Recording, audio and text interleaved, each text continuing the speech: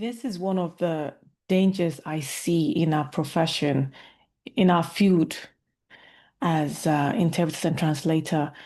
One which, when everyone around you can see you are capable,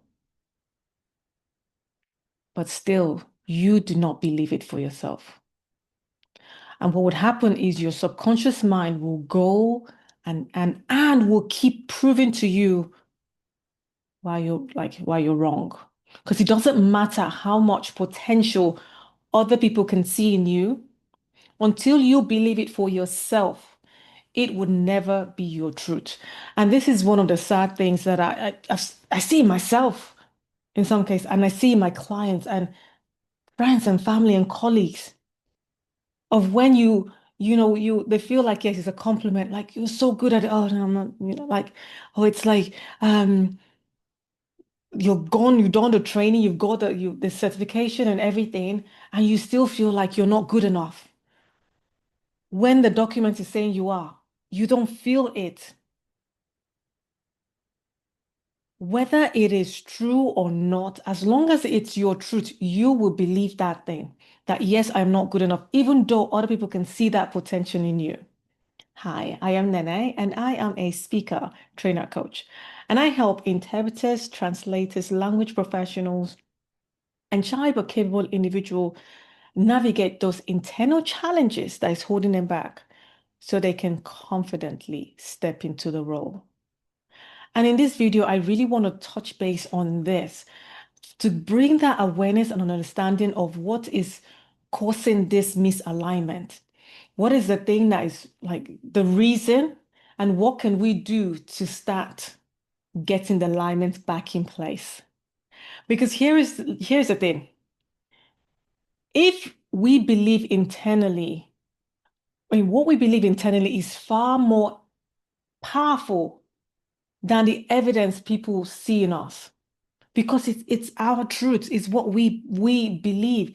Because our brain would always filter the world to match the inner story we're feeding it. It's that. In a previous video, we've talked about the RAS, the reticular activation system.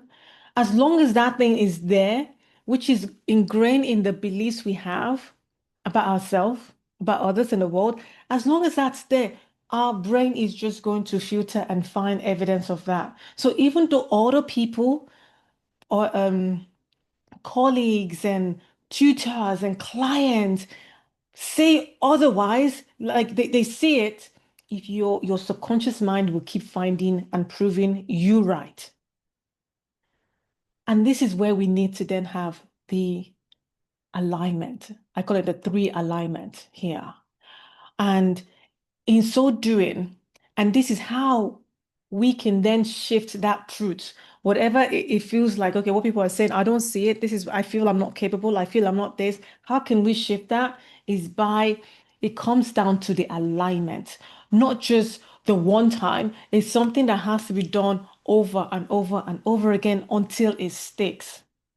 Until now, we see what other people see in us. Until then, we can then like, yeah, that's me. That's who I am. So that it becomes our truth, not the one we've been playing in our head. The first part of this alignment is the inner alignment. This is what you believe about yourself. This is the story that is playing on repeat in your head. This is that inner script of I'm not good enough, I'm not ready, I'm not capable, I am no good.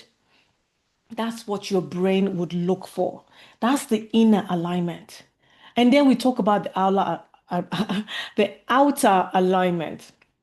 This is what shows up to the world, your body language, your voice, the way you walk into the room, the way you you do your stuff. When your outer self says confidence, but your inner whisper is a doubt, people will feel it. So the outer alignment technically is what people are seeing in your skill. And when you do certain things sometimes, like it's like, yeah, you've got the potential, you've got this. Where we want to get to is the embodied alignment. This is when that inner and the outer finally gets in sync. This is not just about pretending, this is about becoming. Because now we are doing like our inner work, our inner alignment is now on par with what is showcasing, what is happening out and what people are now able to see. And then we can easily and quickly align to embody that which everyone around us, friends, family, colleagues, teachers, coaches, whatever it is, can see in us.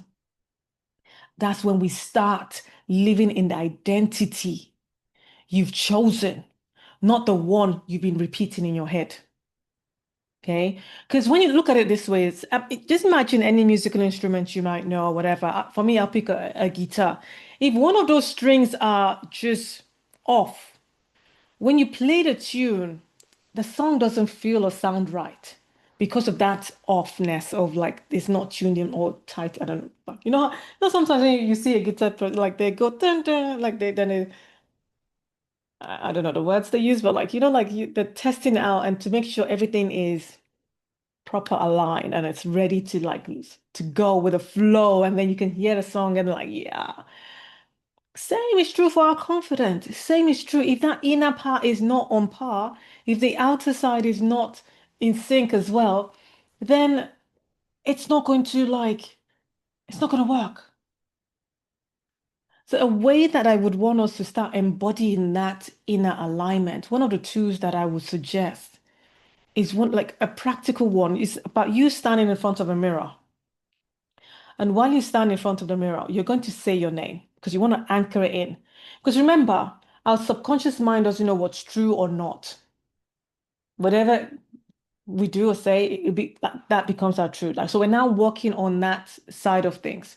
So we're standing in front of this mirror. We're looking ourselves in the eye. There is no pretense here. And then we're going to say our name and we're going to say, I love you. So for instance, imagine the screen. I'm looking and it is Nene. I love you. And pause for a minute there and really see and sense that love for self. And whatever those things that people have been saying about you, or things that you've noticed or you want to embody, you start saying it to yourself. Start affirming it to yourself. Feel into it. I am ready. I am capable. I trust myself. I enhance this. You can even up level and speak in a third person. Then you're loved. You're valued. You're capable. You're chosen.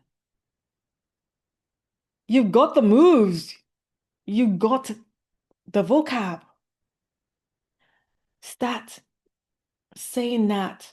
And also how we are in our present. We have to like put those shoulders back. Take those deep breaths in as you're saying each one of them. So I really want you to step into present. I really want you to be in there. Like once that it's there, you're connecting. And whatever emotion feel, let it flow, let it be, and feel into it. And this is where the activity comes in, because this is an action we've just done here. This is what I've just shown you in action. The activity is you doing this over and over. You're rehearsing this new embodied identity so that it then becomes and it feels at home in you. It becomes your truth that when people like whenever someone says that, it's like, yeah, I know. You don't have to even say that to them, but like you just know. Yeah, it's there. We continue this not in a costume way, but in your like it becomes like skin for you. It becomes who you are in the process on how we can then start getting that inner alignment to match the outer. This is one tool we can use to really bring and embody that. So I would say, like, stack it up. When you go to brush your teeth in the morning, because like you can't go and brush your teeth one time and then expect you to have clean teeth for the rest of your life. You have to keep at this. So when you're like stack it up, you're brushing your teeth, and then once you're done, bring that into present.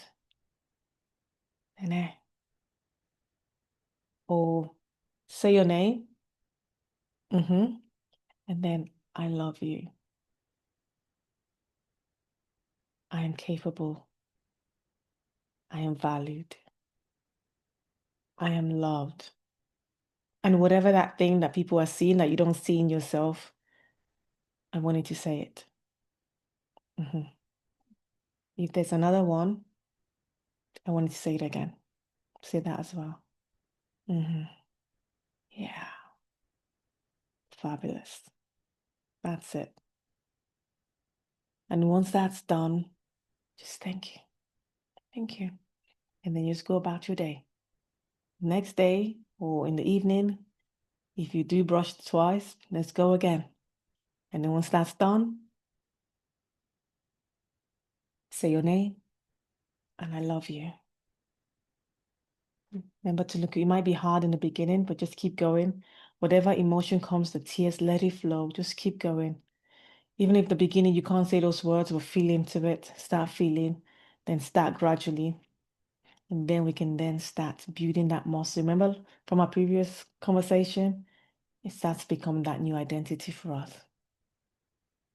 And in closing, what I want you to do is I want you to really take the time to write this thing down. Where have people been telling you you are capable or you've got this or you know your stuff, but there has been this misalignment of it? There, I want you to journal about that. Figure out what those phrases are. So it's in those phrases will be used to then do that inner alignment work to become that match for you. And I would love to hear from you. I would love to hear in the comment section, where do you feel most misaligned in your current situation right now? And what phrase do you want to start living into? And I would love, if you've got any questions in regards to this video or any of the previous videos we've been doing in this series, drop it below because I would really love to start answering them. I really love to start like diving deeper and maybe there's it's one of the videos you just want to go deeper in it or to get a different idea. I'm sure you understand what I'm saying. Just ask the question, ask flow, let it flow. And I really want you to remember that the awareness plus this identity work becomes this repetition becomes your new identity. When we are able to know what's missing and then we start doing the reps, the activity, does this new identity starts becomes our and it becomes our new identity and becomes embodied in us. Till next time. Bye for now.